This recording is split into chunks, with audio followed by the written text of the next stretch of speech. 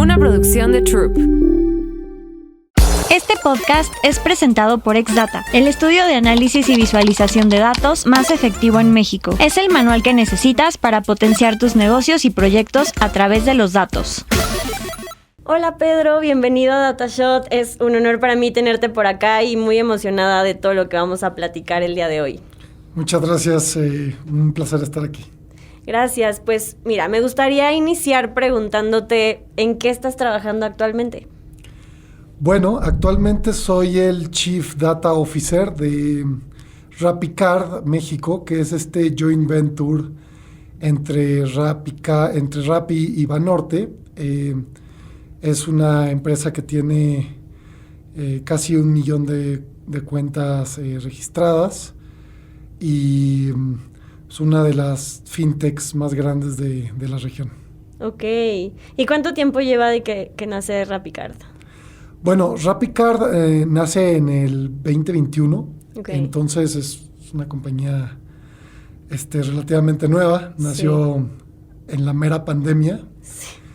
Y actualmente pues es una de las mejores opciones de tarjetas digitales en el mercado mexicano. Claro, y ha crecido rapidísimo, digo, para el tiempo que lleva en el mercado, creo que ese número de usuarios es una buena métrica.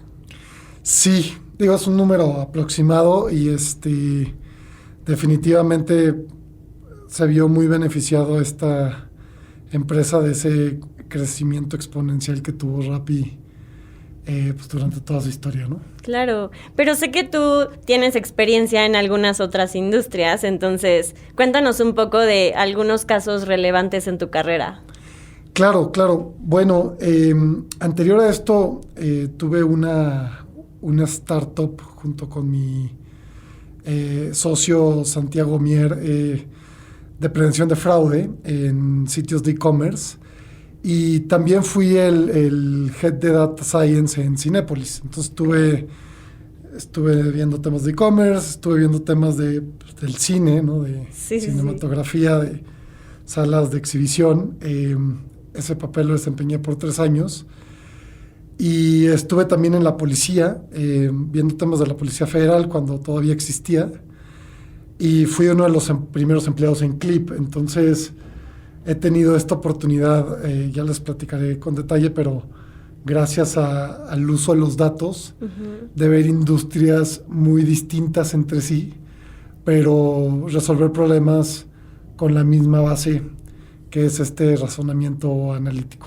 Claro, no, y me encanta, y justo es un poco el propósito de DataShot, como mostrar todo ese panorama de soluciones que encontramos a través de los datos. Entonces, ¿tienes alguna anécdota que te gustaría compartir con nosotros? Claro, tengo varias, desde las muy bonitas hasta las muy feas. En mi carrera ha habido grandes éxitos y grandes fracasos. Yo creo que una de las historias bonitas fue en Cinépolis, a través de una colaboración tanto con una consultora como con la academia, que nos pusimos a evaluar el tema del pricing en los cines. Ajá. Cinépolis, digo, ya fue hace unos años, no les puedo decir los detalles exactos, pero Cinépolis maneja ciertos esquemas de precio para sus 500 y tantos cines en el país. Sí.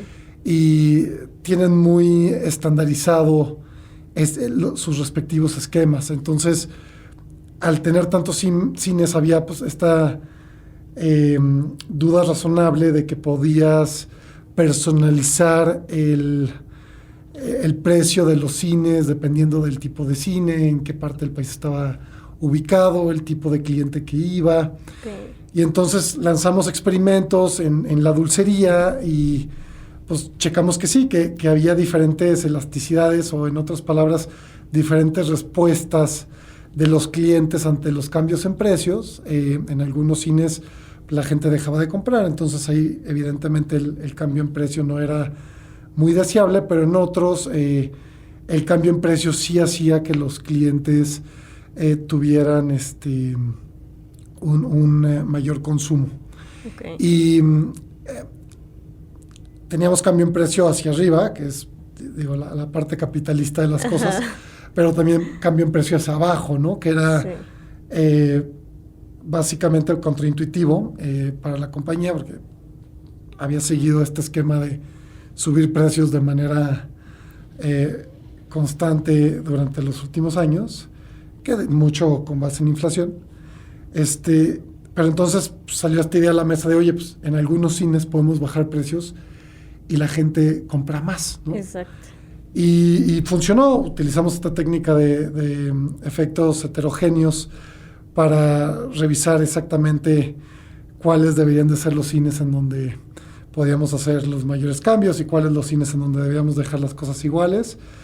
Y de alguna manera pues todos ganamos o hicimos el pastel más grande porque el cliente pues compró más, ¿no? Se llevó más productos a precios menores en esos cines donde aplicó, y Cinépolis tenía tickets mayores, ¿no? Entonces, básicamente fue un win-win. Claro.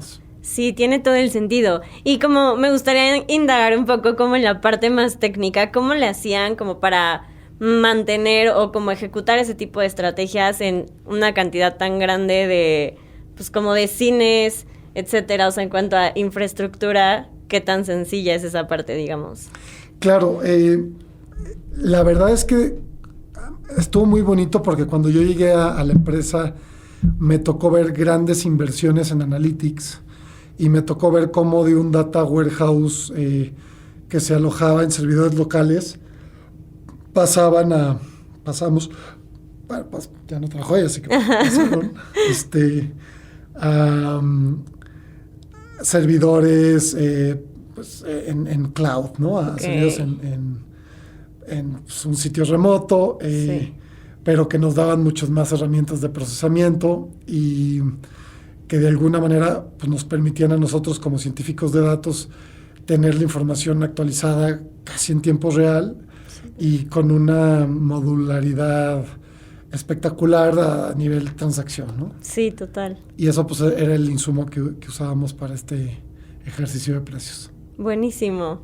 Y bueno, también, digo, como sabrán, tenemos una sección dentro de DataShot que se llama Datos Históricos, que justo nos permite como regresar un poco en el tiempo y entender dónde nace toda esta necesidad de la analítica y como que antes, no sé, se hacía de forma tal vez más manual, rústica, etcétera. Entonces, ¿hay alguna historia que resuene para ti o que te haya ayudado como a meterte en esta industria, digamos, o en el mundo de los datos? Claro.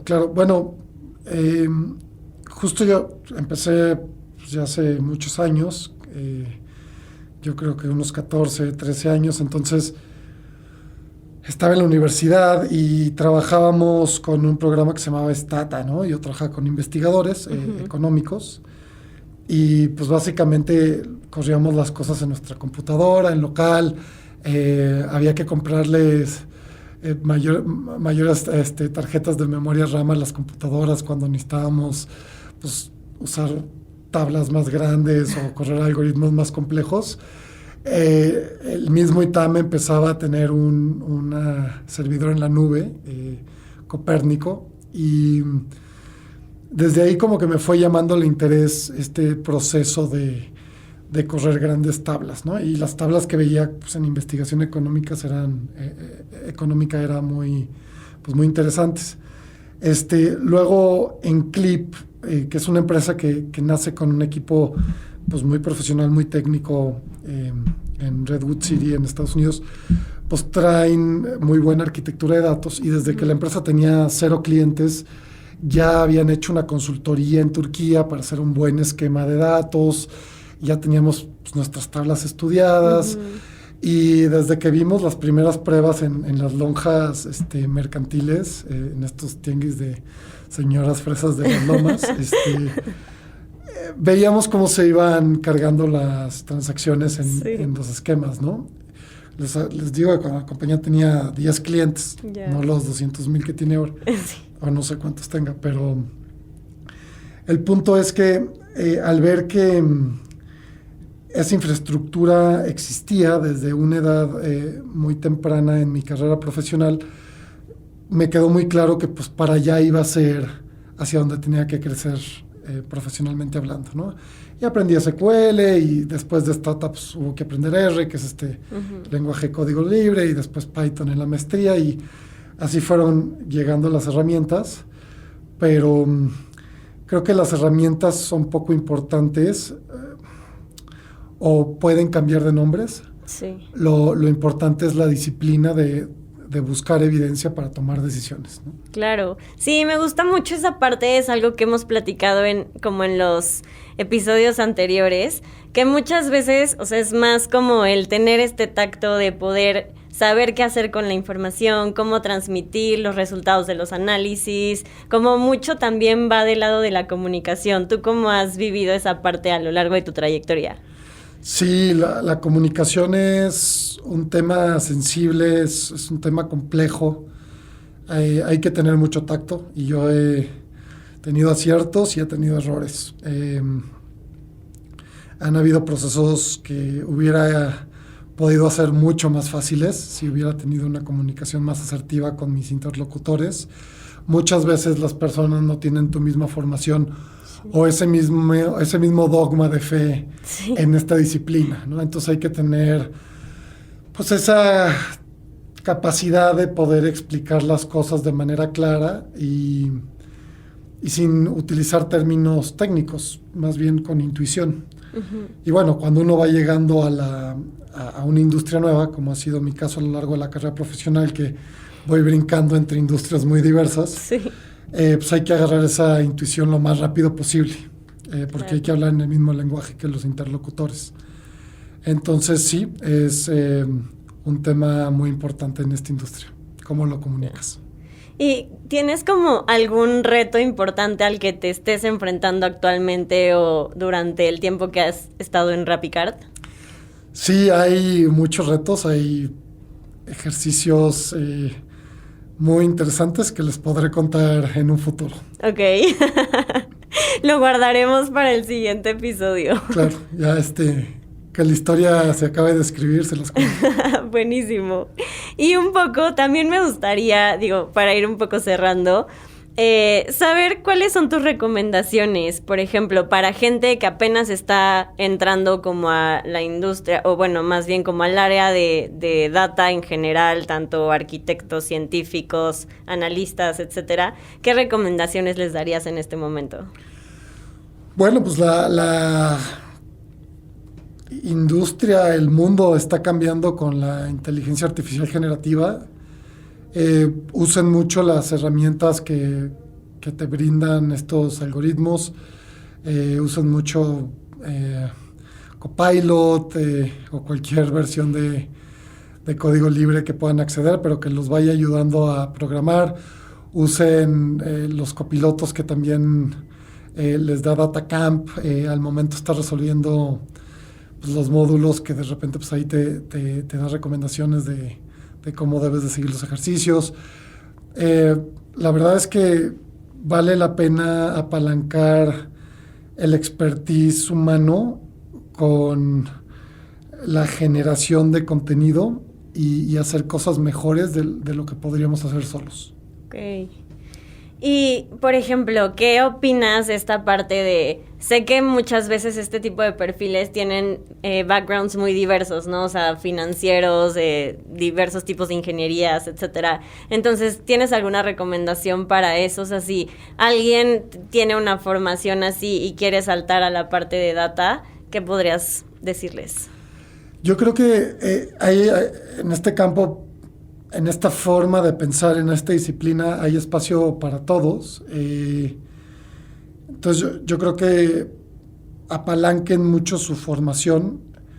En mi caso, soy economista y en todas las industrias que he estado he tratado de juntar 3 círculos, ¿no? Como un diagrama de Venn, la intersección de los 3 entre economía, entre analítica y técnicas de procesamiento de datos y el área de negocio en donde estoy, ¿no? Sí. Entonces, cambia la economía por lo que quieras, ¿no? Biología, física, arquitectura, uh-huh, políticas públicas. Hay todo tipo de industrias for profit, not profit. y en todas esos expertises muy particulares que tienen, pueden ser de alguna utilidad, en unas más que en otras, y pues es su función o es su chamba encontrar ahí donde pueden agregar un montón de valor. Justo, ¿cuál crees que sería como el diferenciador para que una persona pueda destacar en cualquier área en la que se desempeñe? La disciplina. Okay. Yo cada vez me doy cuenta que la inteligencia es un concepto sumamente subjetivo. Obviamente dentro de su círculo social algunos opinarán unas cosas, otros opinarán otras.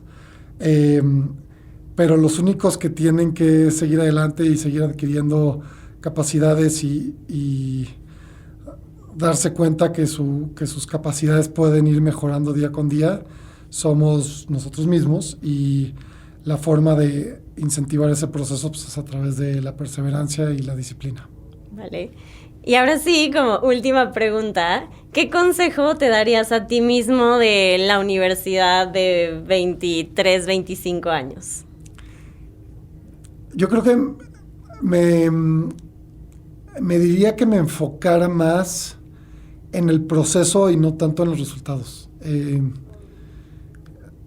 Los resultados se van a dar con este tema de la disciplina, ¿no? De levantarse todos los días y enfocarse a trabajar en una meta. Uh-huh. Y algunas veces los resultados serán los que uno espera y otras veces no. Así es la vida, sí. Tiene altas y bajas. Pero si uno disfruta el proceso y va disfrutando este proceso de mejorar continuamente, entonces el resultado pasa a segundo término y el día con día se vuelve una experiencia muy grata. Ojalá que lo hubiera aprendido antes. Me encanta. Muchas gracias, Pedro, por compartir con nosotros un poco de tu experiencia. Nos quedamos con ganas de tener esta segunda parte. Así que mil gracias por tus recomendaciones. Y pues nos vemos en el próximo episodio de DataShot. Muchas gracias, Lilian. Un placer estar aquí con ustedes. Gracias. Comparte este episodio y no olvides seguirnos en todas nuestras redes sociales, @DataShotMX. Danos 5 estrellas en Spotify para que más personas nos encuentren y sigamos transformando datos en activos. Yo soy Lilian Cuesta y nos vemos en el próximo episodio.